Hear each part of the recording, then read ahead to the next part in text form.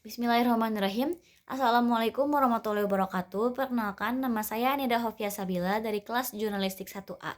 Di sini saya akan menjelaskan tentang ilmu komunikasi antar budaya. Video ini merupakan tugas UAS dari mata kuliah ilmu komunikasi. Jadi, komunikasi antar budaya itu apa sih? Komunikasi antar budaya adalah komunikasi yang terjadi antara orang-orang yang memiliki kebudayaan yang berbeda. Bisa dari ras, bisa dari etnik, bisa dari sosial ekonomi, apapun itu yang mereka tuh berbeda, mereka berkomunikasi lalu mereka beda, itu disebutnya komunikasi antar budaya. Lalu kebudayaan itu apa sih? Kebudayaan adalah cara hidup yang berkembang dan dianut oleh masyarakat serta berlangsung dari generasi ke generasi.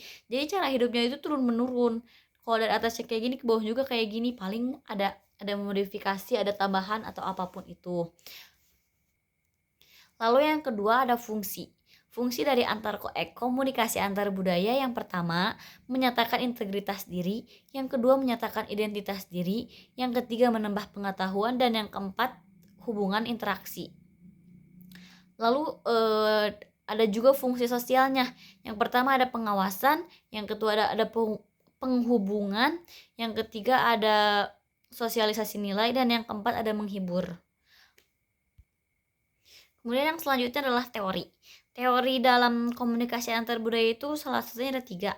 Yang pertama, teori kecemasan dan ketidakpastian. Jadi teori ini bisa digunain buat dalam kondisi atau situasi apapun yang terdapat perbedaan antara ketakutan dengan keraguan. Lalu yang kedua ada teori negosiasi wajah. Jika orang-orang di setiap negara atau di setiap wilayah itu punya citra wajahnya masing-masing. Nah, jadi negosiasi wajah ini mereka wajahnya kayak gini loh, jadi orang-orang tuh bisa melihat mereka kayak gitu dan memperlakukan mereka juga kayak gitu. Lalu yang ketiga ada teori kode bicara. Kalau teori kode bicara ini dari Gary Philipson. Dalam teorinya ini berusaha menjelaskan bagaimana keberadaan kode bicara dalam suatu budaya dan juga bagaimana kekuatan dan cara substansinya dalam sebuah budaya. Yang selanjutnya ada karakteristik.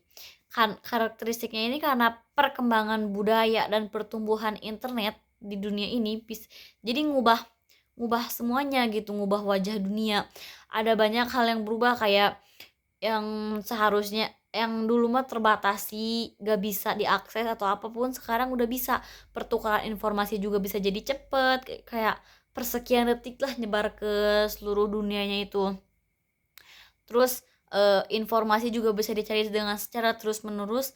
Namun di sisi lain, kondisi ini juga semakin mengaburkan batasan-batasan antar budaya, mengubah cara berkomunikasi antar budaya, dan juga secara langsung maupun tidak langsung menghadirkan percampuran budaya seperti itu. Yang selanjutnya adalah model. Terdapat model transformasi pesan atau proses komunikasi yang dikemukakan oleh Laswell, oleh Aristoteles, dan Shannon dan Weaver yang cukup terkenal dalam perspektif ilmu komunikasi. Model komunikasi tersebut menjadi landasan real dalam proses terjadinya kontak antar budaya.